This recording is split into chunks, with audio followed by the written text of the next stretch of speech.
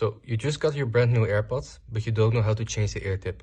It's actually very easy. They come with small, medium and large. It depends on your ear which one fits you the best. I use medium. Medium doesn't fall out for me. When I use small, it falls out, so I use medium. So all you do is you put it like this, and then you pull this way. Then you get a new one, you click it on, press it. You have to hear the click, otherwise it's gonna fall out. So click, push it back, and that's it.